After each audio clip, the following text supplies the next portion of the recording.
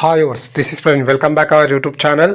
ఈ వీడియోలో మనం హనుమకొండ నుంచి విశాఖపట్నం వెళ్ళే service number A301 Lahari non AC sleeper cum seater bus యొక్క పూర్తి వివరాలు తెలుసుకుందాము. ఈ బస్ వరంగల్ డిపోకి చెందిన Lahari non AC sleeper cum seater bus. ఈ బస్ ప్రతిరోజు మధ్యాహ్నం 2:45 హనుమకొండ బస్ స్టాండ్లో అవైలబుల్గా ఉంటుంది. మధ్యాహ్నం 3 గంటలకు హనుమకొండ నుంచి అయితే బయలుదేరుతుంది.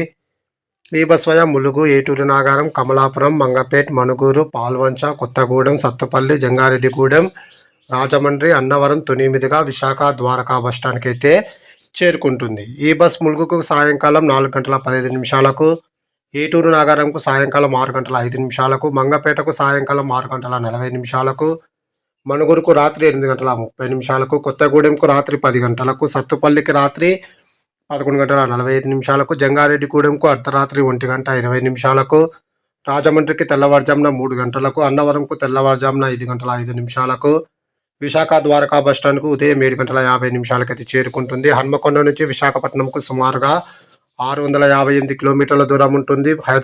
హన్మకొండ నుంచి విశాఖపట్నంకు టోటల్ జర్నీ అవర్స్ 16:50. హన్మకొండ నుంచి విశాఖపట్నంకు బస్ ఫేర్ సీటర్ అయితే రూ. 1,250, అలాగే స్లీపర్ అయితే రూ. 1,500 అయితే అవుతుంది.